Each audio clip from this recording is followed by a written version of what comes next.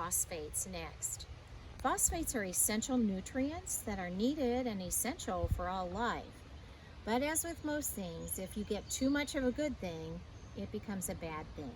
And that's certainly true for phosphates once they get in the water. Phosphates get in the water from several places. One, it's a main component of commercial fertilizers. So if there's runoff with fertilizer in it, it'll probably have phosphates in it. Another is warm-blooded animal waste. That could be from wildlife, it could be from a poorly functioning septic system. So warm-blooded animal waste is another place we can get phosphates. We had phosphates coming in just from detergents. That's illegal now. So when you go home tonight, check your dishwasher soap and make sure it says phosphate free, and it should. So we want to keep phosphates out of the water because it does some crazy things when we have too much of it there. Phosphorus acts like a fertilizer in the water. So it causes plants and algae to grow very quickly. It also dies back very quickly. When those plants and algae die back, that decomposition process actually uses up oxygen in the water. So we want to keep phosphates out because it has a direct relationship to dissolved oxygen.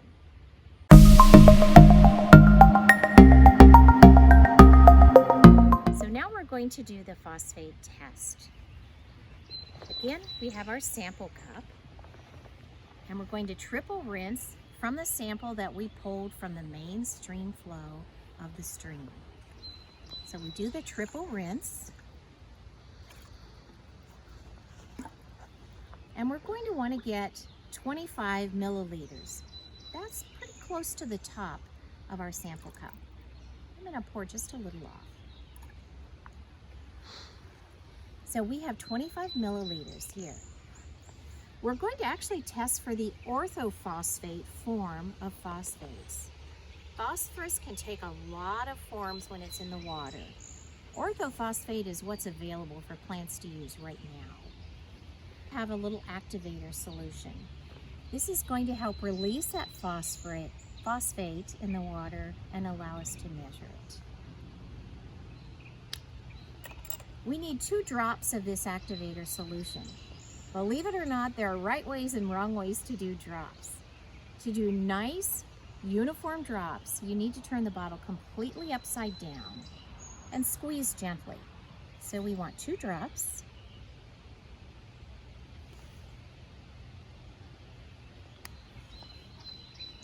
And now we're going to cap our cup so we can mix it. We'll gently rock it back and forth to mix.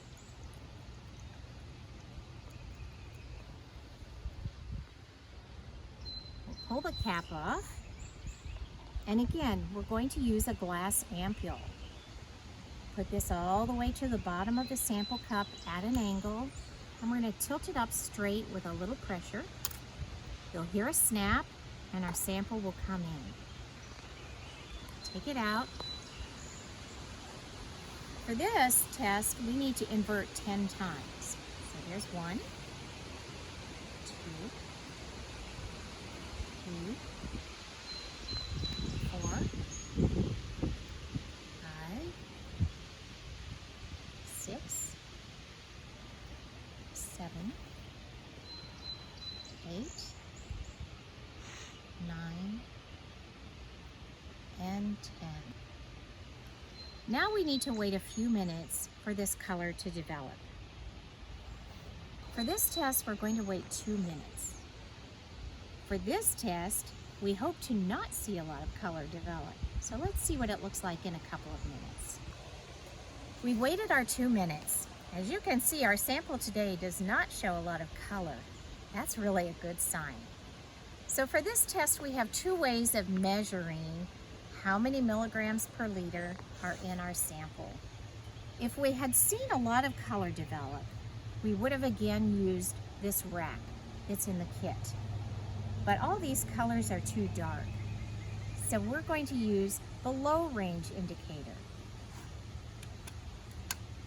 The low range indicator is this cylinder that's inside the kit.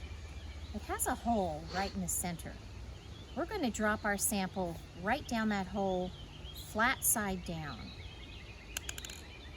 The color comparator is actually on the bottom. You hold it up over your head. Careful not to put your fingers over the top. We want the light to be able to come in and not create shadows. So as I look today, I'm not seeing much color at all.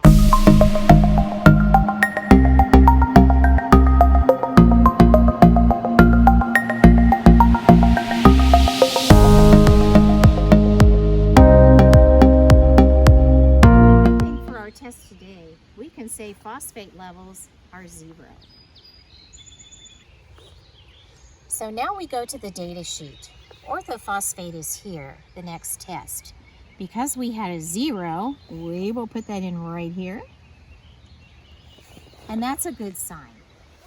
So phosphate levels change a lot over the season. The time when we would see most phosphates are in the spring, after fertilizers are applied, and when the weather is really rainy.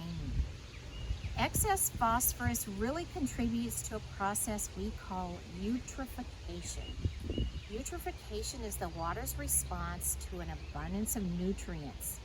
We can have several trophic levels. We want ours to be low. Eutrophic levels are pretty high, so we don't want to contribute to that. When we have high phosphorus in the water and it travels downstream, it accumulates all the way to its end source. Our water here actually ends up in the Gulf of Mexico. There's a place in the Gulf of Mexico called a hypoxia zone where there's no oxygen.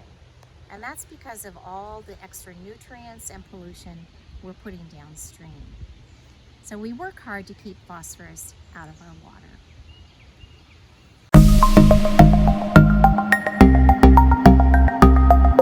Again, cleanup for the test is the same as before. We'll use our waste bottle. The sample, because it has chemicals in it, go right into our waste bottle. We never pour it back into the stream, using good science. And then our ampule